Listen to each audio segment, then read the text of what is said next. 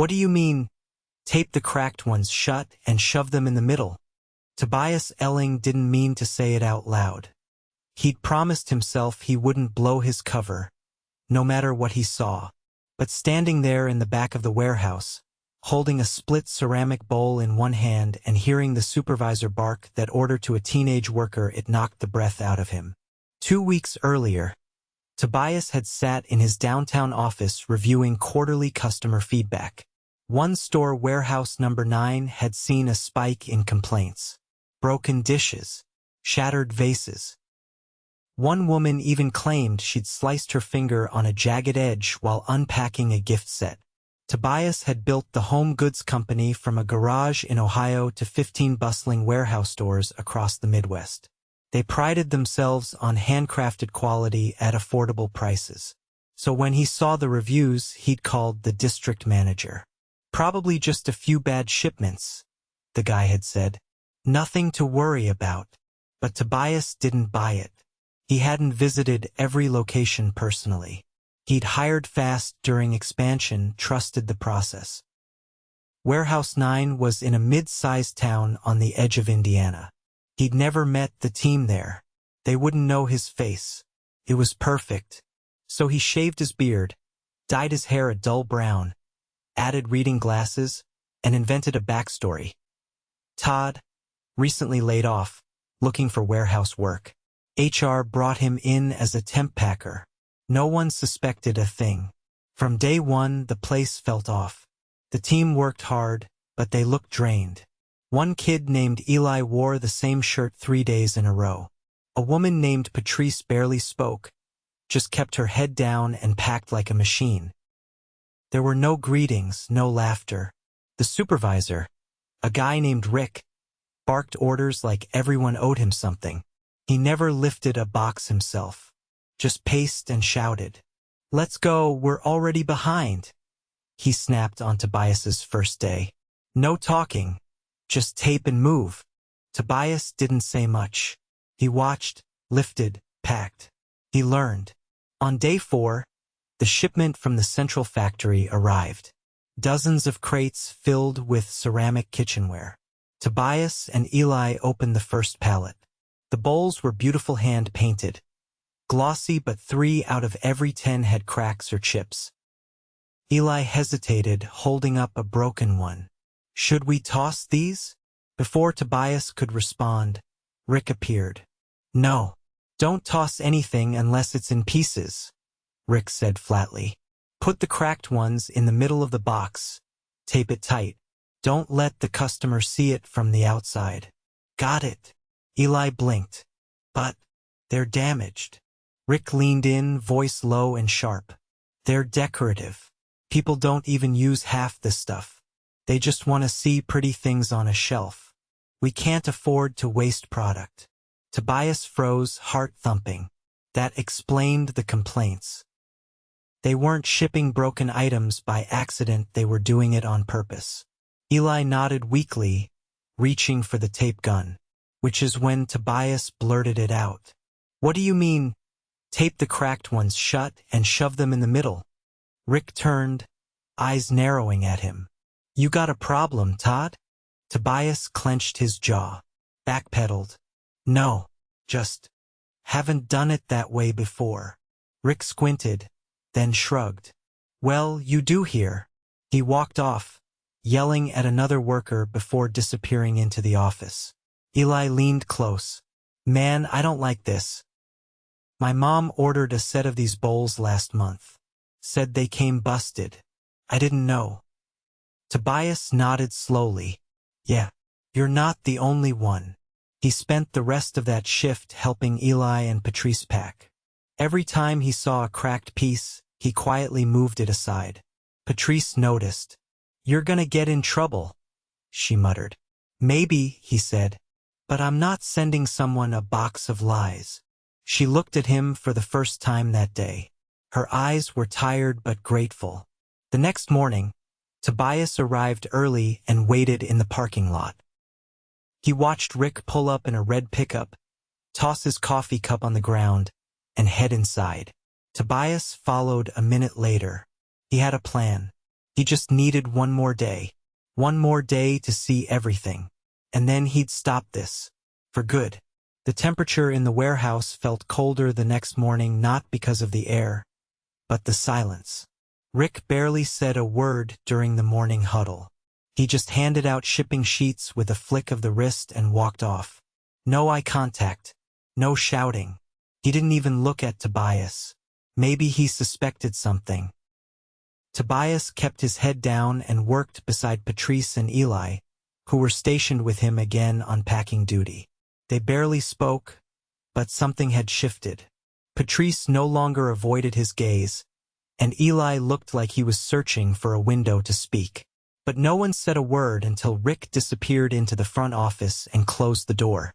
"I saw you pulling the cracked ones again," Patrice said quietly, pushing bubble wrap into a box. "You're gonna get written up." "I'll take that over scamming customers," Tobias said, sliding an undamaged salad plate into a divider. "We're not here to trick people." "Tell that to Rick," Eli muttered, glancing toward the office. "This place doesn't care. It's all about moving units." Tobias set down his tape gun. "Has it always been like this?" Patrice hesitated, then nodded. "Since about a year ago, there used to be a warehouse lead named Marla. She was strict but fair. She left after a blow-up with Rick. Said she wouldn't be part of whatever he was doing. HR replaced her with no one. Just gave Rick more hours." Tobias frowned. "What kind of blow-up?" "Something about forged inventory logs." She caught him marking damaged items as sellable to avoid reporting losses. "I didn't see it happen, but she was gone the next day. Some of us think she tried to report it." "You ever hear back from her?" "No, not after she left. Eli tried calling her once, but the number didn't work anymore." Tobias nodded slowly, absorbing every word. "What about HR? Anyone ever report what's happening now?" Patrice gave a dry laugh. "You think HR cares? They only come here when there's an audit. And when they do, Rick preps everything. Tells us exactly what to say. It's all staged." Tobias said nothing for a long moment. Then, "What would happen if someone did speak up?" Eli looked up. "You'd be off the schedule by next week." Patrice cut in. "Or put on freezer rotation. Rick makes it miserable until you quit." Tobias pressed his lips together and nodded. "Got it." 20 minutes later, the front office door opened, and Rick came out with a clipboard and a forced smile. "All right, folks," he called out, loud enough for everyone to hear. "Surprise inspection from corporate tomorrow, so let's make sure we're picture perfect today. No mistakes, no mess. I want this place shining. Understood?" No one answered. Rick clapped his hands once. "That wasn't a suggestion." "Yes, Rick," came the sluggish replies. Tobias turned to Patrice. "Do these inspections ever go deep?" "Nope. They look at the break room, glance at the loading dock, then leave." That afternoon, Tobias asked to help in the receiving area. Rick waved him off without any eye contact. "Stay on packing. That's where we need you." But after lunch, Tobias noticed Rick on a long phone call near the front exit, pacing with his back turned. He slipped into the receiving bay, found the shift lead a wiry man named Darnell, and asked if he could lend a hand unloading the truck that had just docked. Darnell shrugged. "Sure, I could use the help." The truck was filled with wooden crates, all marked with the same vendor code. Tobias recognized it from his own procurement records. The supplier specialized in ceramic goods. As they stacked the crates, Darnell opened one with a crowbar. Tobias leaned in. "Mind if I take a look?" Darnell gave him a curious glance but nodded. Inside were tea sets, delicate, hand-painted, and stunning. But 2 of the cups had visible cracks, running from rim to base. One saucer had a chip the size of a thumbprint. Darnell frowned. Again with this batch looked better on the last invoice. You get damaged goods a lot? Tobias asked. Almost every week now. I log it, but Rick told me not to file damage reports unless half the crate's bad. Says it saves paperwork. Tobias narrowed his eyes. And you're okay with that? Darnell hesitated. No, but I got 2 kids and a mortgage. Rick's the kind of guy who'll find a reason to let you go if you don't play ball. Tobias nodded. I get it. They unloaded the rest of the truck. Tobias mentally tagged the damaged crates. He'd circle back for photos once the floor was clear. Just before clock out, Rick called a team meeting near the front, right in front of the customer pickup area. Tomorrow's inspection is a big deal, he said, clipboard in hand. Corporate doesn't want to see mess. No complaints. No delays. That means no damaged item bins out in the open, no idle time, and no slacking. We're all working late tonight to prep. A few groans rippled through the group. Eli looked down. Patrice didn't move. Rick's eyes scanned the room. If anyone doesn't want to be part of a team that runs like a machine, you're welcome to talk to HR. I'm sure they'll be happy to give you a reference. Somewhere else. Tobias felt his hands tighten into fists. Later that night, as the others scrubbed the break room and swept the aisles, Tobias slipped into the storage area. He photographed the damaged tea sets and the inventory log signed off by Rick, with no reported defects. He took pictures of the packing line, the fake, ready for inspection crates stacked with only undamaged items on the outside. Then he slid his phone back into his pocket and walked over to Patrice. You working tomorrow? Yeah. Got the early shift. I need you to trust me, Tobias said. Something's changing. Just hold on a little longer. Patrice studied him. Why do you care? Because this isn't what I built, Tobias said quietly. And it sure as hell isn't what this company stands for. Her eyes flickered, but she said nothing. The next morning, Tobias arrived an hour early. He waited outside, alone, leaning against a light post as delivery vans rolled by. At exactly 8 o'clock, a black sedan pulled into the lot. The passenger door opened, and out stepped a woman in a navy blazer and flats. She held a leather folder under one arm. It was Karen Yates, Senior Compliance Officer from corporate. He approached her before she reached the door. Karen, he said quietly. She turned, surprised. I'm sorry, do I know? It's Tobias. She froze. Sir, keep your voice down. I need you to follow my lead. We're going to walk through this place like a normal audit. But I need you to document everything I point out. No one here knows who I am. Her lips parted slightly. Then she nodded. Understood. They entered together. Rick was already near the entrance, his shirt tucked for once, hair slicked back. He smiled broadly and extended a hand. Welcome to Warehouse 9. Everything's shipshape and ready for a walkthrough. Karen shook his hand. Let's begin. Tobias kept 2 steps behind them, silent. Rick never even glanced at him.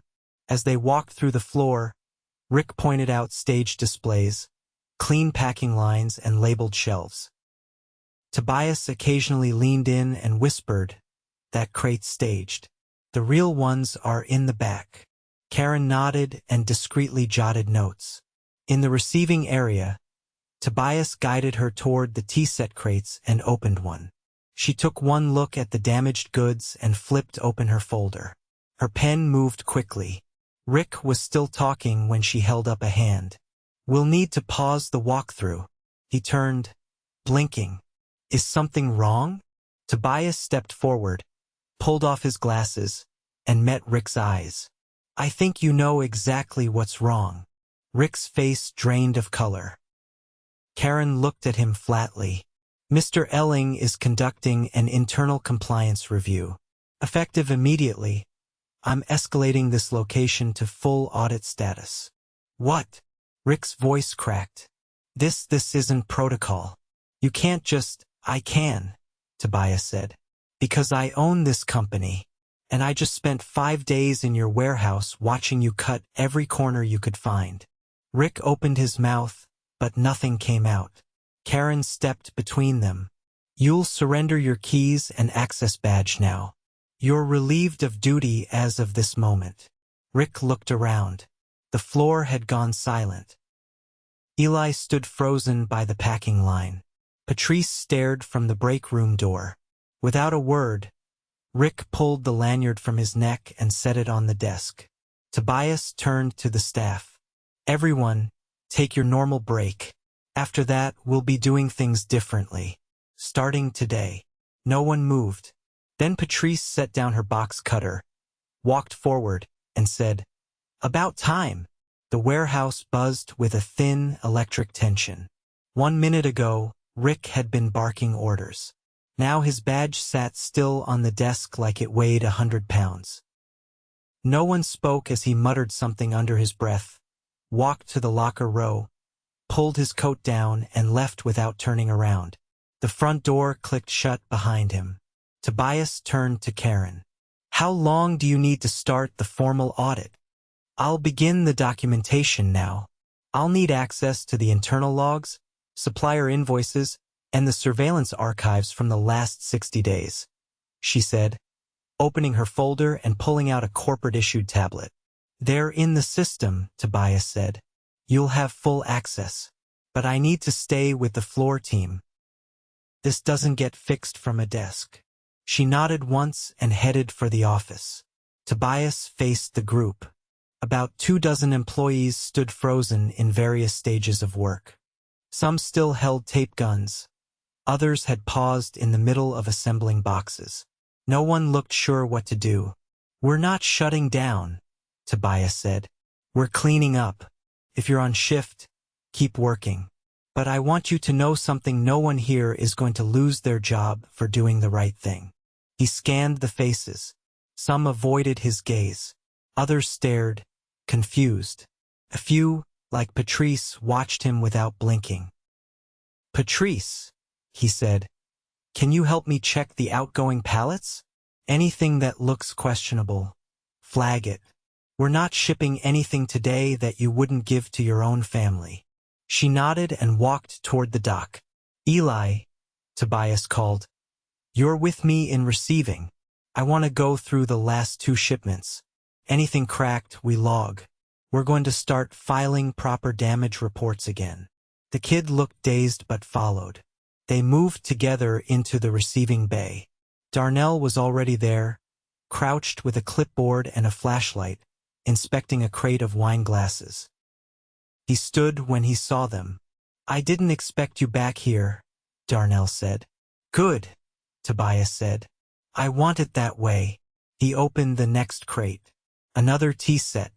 1 cup chipped along the rim, 1 saucer with a hair-thin fracture barely visible unless you angled it under the light. Tobias handed both to Eli. "Let's create a damage log." Eli hesitated. "We don't have one." Rick deleted the old form template, said it was a waste of time. Tobias rubbed the back of his neck. "Then we'll make a new one. Paper for now. I'll have IT reinstate the digital forms before end of day." He turned to Darnell. "Can I count on you to keep reporting damage? No filtering. Just the truth." Darnell rested his hands on his hips. "If you're serious, then yeah. I'm in." "I'm serious," Tobias said. They spent the next hour cataloging the rest of the shipment. Tobias wrote each defect by hand, including a brief description, item code, and the crate's origin. By the time they finished, there were 4 full pages. Back on the floor, Patrice had organized a small table near the packing line. She'd unpacked several boxes and laid out damaged goods in rows. Other staff had started helping quietly at first, but within minutes, it had become a full inspection station. Tobias walked over. "You did this." She nodded. "Didn't want to just stand around. Figured we might as well sort out what's garbage and what's good." "Not garbage," Tobias said. "We'll donate what we can. The rest will be disposed of responsibly." A man named Joel, who Tobias hadn't spoken to yet, looked up from the table. "You're really the owner?" "I am." Joel wiped his hands on his jeans. "Then can I just ask, why didn't you come sooner?" Tobias paused. "Because I thought the systems I built were enough. I thought the leadership I hired would carry our values. I was wrong." Joel nodded once and went back to sorting. Karen returned from the office. "I've pulled the last 90 days of inventory logs. It's worse than we thought." She handed Tobias a printed sheet. He scanned the column headers. The number of reported damaged items was less than 1%. Impossible. He looked at the crate logs she'd cross-referenced. These were forged. Yes, and it's consistent. Same handwriting, same timestamps. All entered under Rick's admin account. "Back it all up," Tobias said. "We'll forward it to legal." She opened her folder again. "I also pulled staff records. There's something else." "What is it?" "Disciplinary reports." Rick filed multiple write-ups against employees who questioned his methods. Most were vague insubordination, refusal to follow directives. 2 were for people who filed complaints to HR. Both left within weeks. Tobias folded the paper in half. "We'll be reaching out to them. Can you make sure they're contacted with an apology and a formal invitation to return, if they're willing?" "I'll handle it," she said. By late afternoon, the warehouse looked different. Not cleaner. Tobias wasn't chasing optics. But the energy had shifted. People moved more deliberately, spoke a little louder, asked questions instead of looking over their shoulders. In the break room, Tobias sat across from Patrice and Eli, both of them red-faced from hours of sorting. "I owe you both an apology," he said. "You were stuck with a boss who punished honesty." Patrice leaned forward. "We didn't expect anyone to fix it. We just stopped talking about it." "But you stayed," Tobias said. "I needed the paycheck," she replied. "But I stayed because I kept hoping someone higher up would see what was happening." Eli shifted in his seat. "I almost quit last week. Told my mom I couldn't do it anymore. She told me to hang on one more week. Said good people eventually see the truth." Tobias blinked, caught off guard. "She said that?" "Yeah, she's a nurse. Believes in giving people the benefit of the doubt." "I'd like to meet her someday," Tobias said. "She sounds like someone who understands leadership better than most executives I've met." He stood. "Tomorrow, I'm bringing in 2 regional managers to help restructure this location. We'll need new hiring, a new supervisor, and a new process for quality control." Patrice raised an eyebrow. "You're not just going to shut us down?" "No," Tobias said. "We don't abandon people for surviving bad leadership. We give them the tools to rise." Someone knocked on the break room door. It was Joel again. Sorry to interrupt, but there's a customer in the front asking about a pickup. Says she got a call it was ready." Tobias looked at Patrice. "Was it?" She shook her head. "Probably one of the staged crates Rick prepped for inspection." Tobias walked to the front. A woman stood near the counter, holding a receipt and looking confused. "Hi," she said. "I was told I could pick up my order today, a ceramic pitcher set, but the guy on the phone sounded off." "We had a transition in management," Tobias said. "Let me check on it personally." He found the crate with her name on it and opened it. The pitcher had a spiderweb crack across the handle, invisible from the side but unmistakable when lifted. He returned to the counter. "I'm very sorry, but the item isn't up to our standards. We'll reorder it and ship it to your home, free of charge." She blinked. "Oh, I didn't expect that." "You should. And you'll also receive a credit for the trouble." She smiled. "Thank you. That's really decent of you." As she left, Tobias watched her go, then turned to the team behind the counter. "This is what we fix. not just processes trust. Back in the office, Karen had compiled a full timeline of Rick's actions. I'll call legal tonight. They'll pursue internal fraud and falsification of records. There's enough here to pursue charges. Do it, Tobias said. Quietly, no drama, just justice. At 6 o'clock, he gathered the entire shift team on the floor. I know this day was a lot, he said. And it's not over. We're going to rebuild this place and we'll do it together. But I need you to know this wasn't just about one bad guy at the top. It's about making sure people at every level feel seen, heard, and respected. He looked around the room. No one shuffled. No one looked away. So if you've got ideas, concerns, or things you've been holding back, now's the time. My door is open, and it stays open. Joel raised a hand.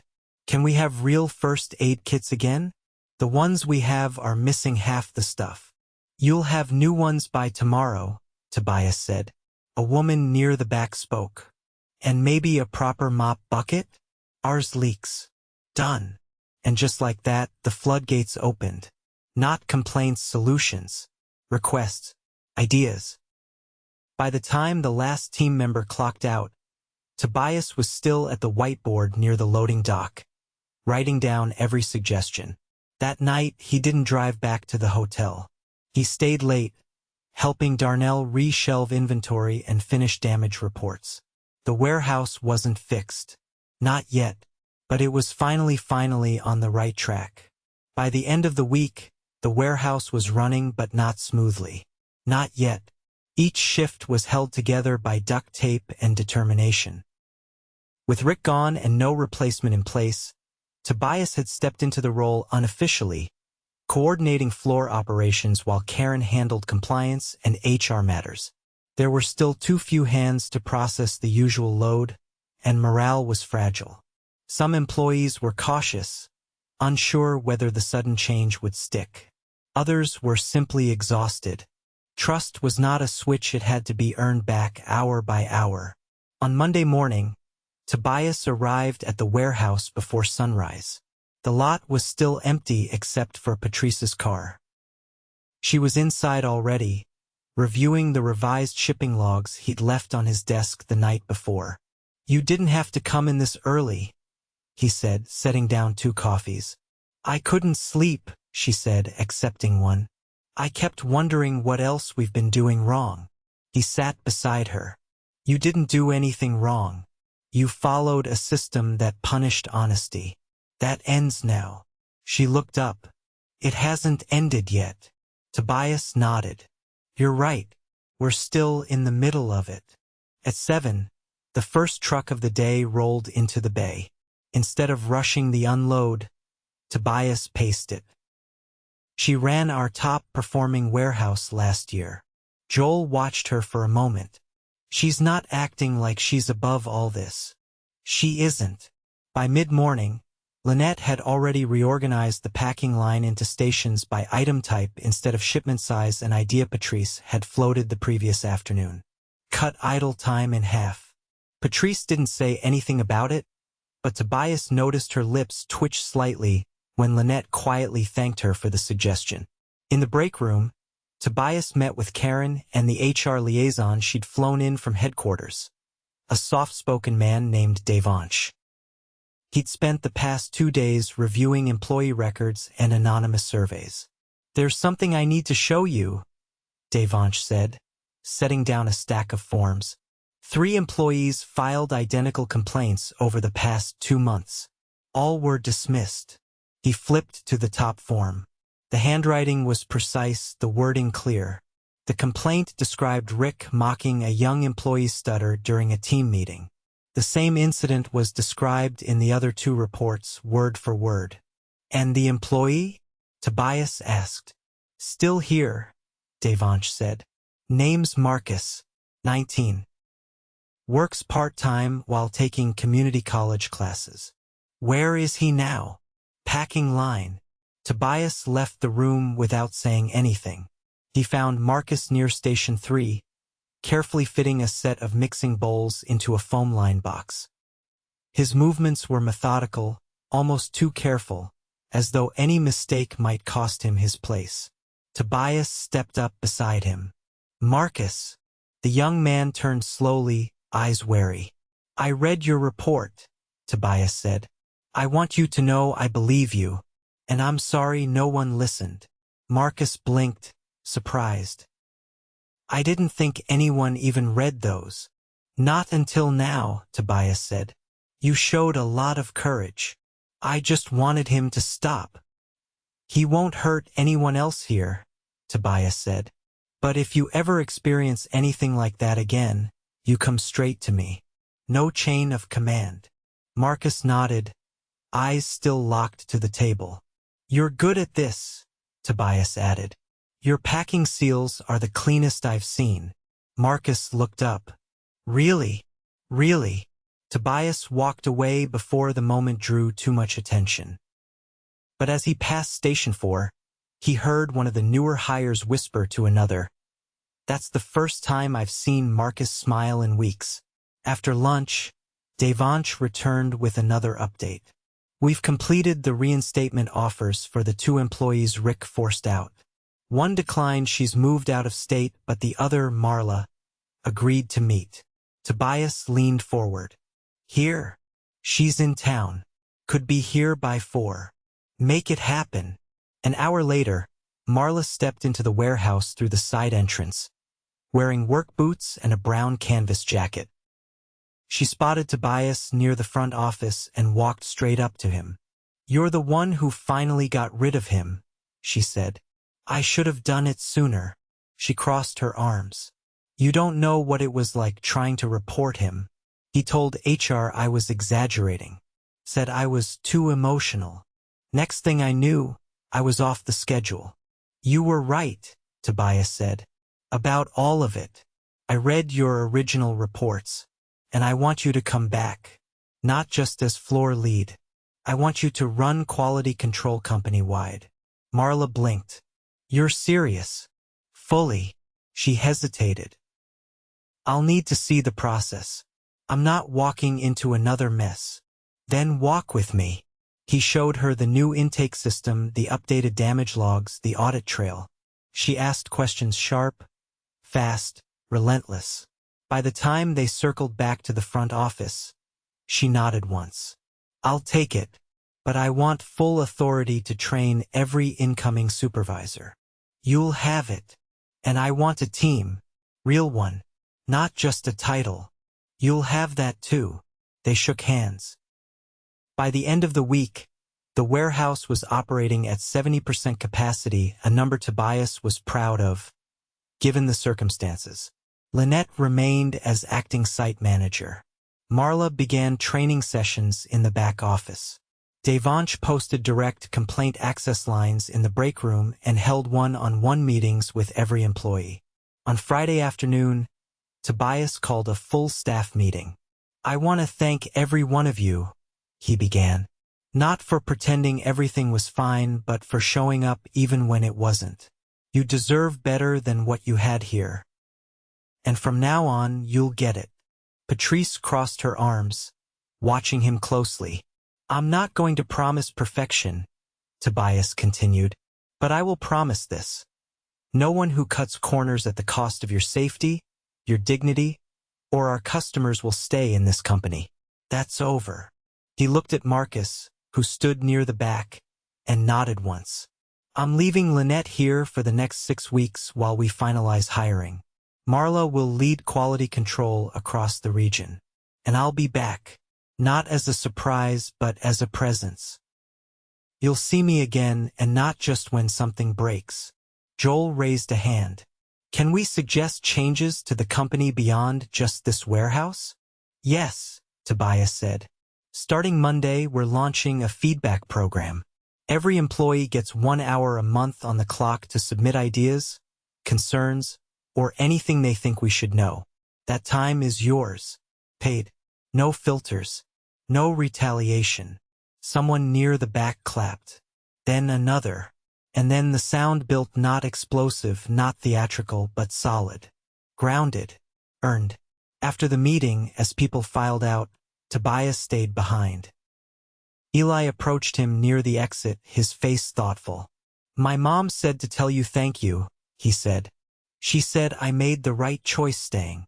"You did," Tobias replied. "You showed more integrity than some people twice your age." Eli looked down for a second, then back up. "I want to learn more. Not just peck. I want to know how the whole thing works." "You'll have that chance," Tobias said. "You've earned it." Outside, the sun was dropping below the horizon, casting long shadows across the asphalt. Tobias stood in the doorway and watched the team scatter to their cars, chatting quietly, no rush, no tension. Inside, the lights stayed on. Crates still needed unpacking. Orders still needed to be boxed. It wasn't perfect, but it was honest. And after what they'd been through, that was more than enough for now.